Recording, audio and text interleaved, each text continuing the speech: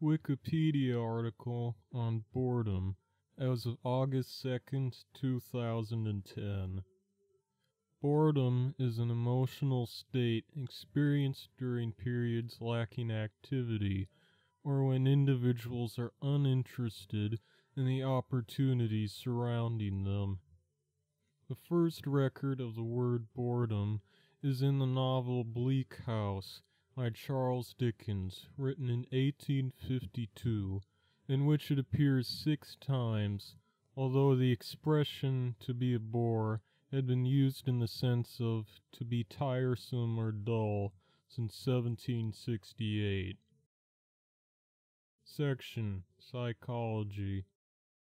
Boredom has been defined by C.D. Fisher in terms of its central psychological processes, an unpleasant, transient, affective state in which the individual feels a pervasive lack of interest in and difficulty concentrating on the current activity. M.R. Leary and others describe boredom as an affective experience associated with cognitive attentional processes. In positive psychology, boredom is described as a response to a moderate challenge for which the subject has more than enough skill. These definitions make it clear that boredom arises not from a lack of things to do, but from the inability to latch onto any specific activity. There are 3 types of boredom, all of which involve problems of engagement of attention. These include times when we are prevented from engaging in something, when we are forced to engage in some unwanted activity, or when we are simply unable, for no apparent reason, to maintain engagement in any activity or spectacle. Boredom proneness is a tendency to experience boredom of all types. This is typically assessed by the boredom proneness scale. Consistent with the definition provided above, recent research has found that boredom proneness is clearly and consistently associated with failures of attention.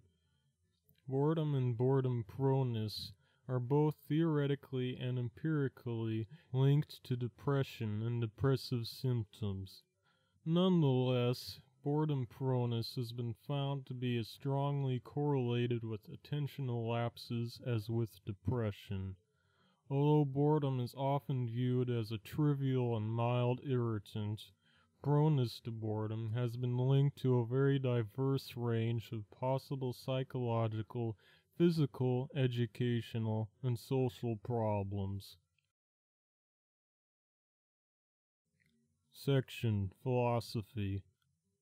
Boredom is a condition characterized by perception of one's environment as dull, tedious, and lacking in stimulation. This can result from leisure and a lack of aesthetic interests. Labor, however, and even art may be alienated and passive, or immersed in tedium. There is an inherent anxiety in boredom.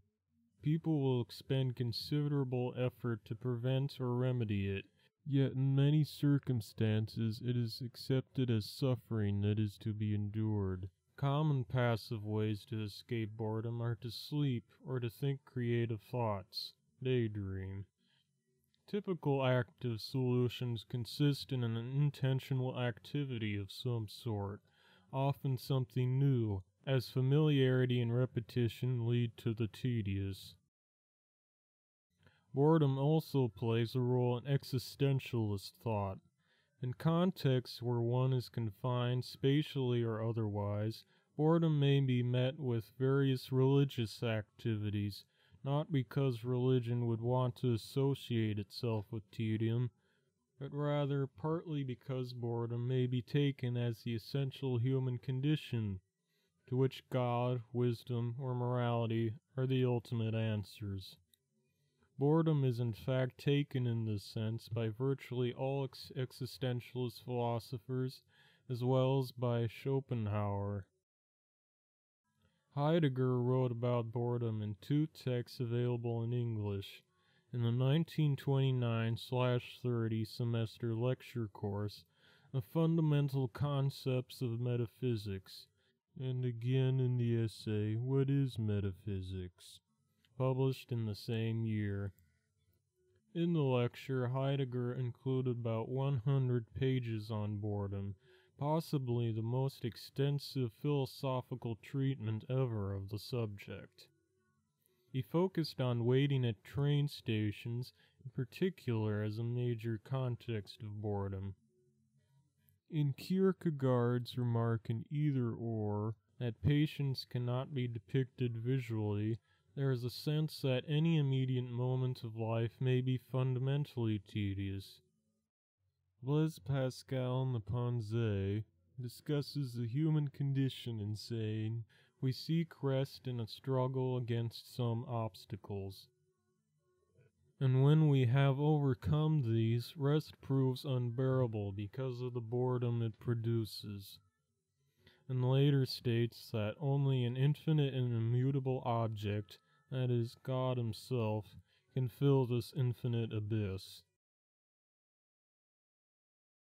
Without stimulus or focus, the individual is confronted with nothingness, the meaningless of existence, and experiences existential anxiety. Heidegger states this idea nicely. Profound boredom, drifting here and there in the abysses of our existence like a muffling fog, removes all things and men and oneself along with it into a remarkable indifference. This boredom reveals being as a whole. Arthur Schopenhauer used the existence of boredom in an attempt to prove the vanity of human existence, stating, "For if life and the desire for which essence and existence consists, possessed in itself a positive value and real content, there would be no such thing as boredom. Mere existence would fulfill and satisfy us." Erich Fromm and other similar thinkers of critical theory speak of bourgeois society in terms similar to boredom, and Fromm mentions sex and the automobile as fundamental outlets of postmodern boredom. Above and beyond taste and character, the universal case of boredom consists in any instance of waiting, as Heidegger noted, such as in line, for someone else to arrive or finish a task, or while one is traveling. Boredom, however, may also increase as travel becomes more convenient, as the vehicle may become more like the windowless monad in Leibniz's monadology. Citation needed. The automobile requires fast reflexes, making its operator busy and hence, perhaps for other reasons as well, making the ride more tedious despite being over sooner. Section Causes and Effects. Although it has not been widely studied, research on boredom suggests that boredom is a major factor impacting diverse areas of a person's life. People ranked low on boredom proneness scale were found to have better performance in a wide variety of aspects of their lives, including career, education, and autonomy. Boredom can be a symptom of clinical depression. Boredom can be a form of learned helplessness, a phenomenon closely related to depression. Some philosophies of parenting propose that if children are raised in an environment devoid of stimuli and are not allowed or encouraged to interact with their environment, they will fail to develop the mental capacities to do so. In a learning environment, a common cause of boredom is lack of understanding.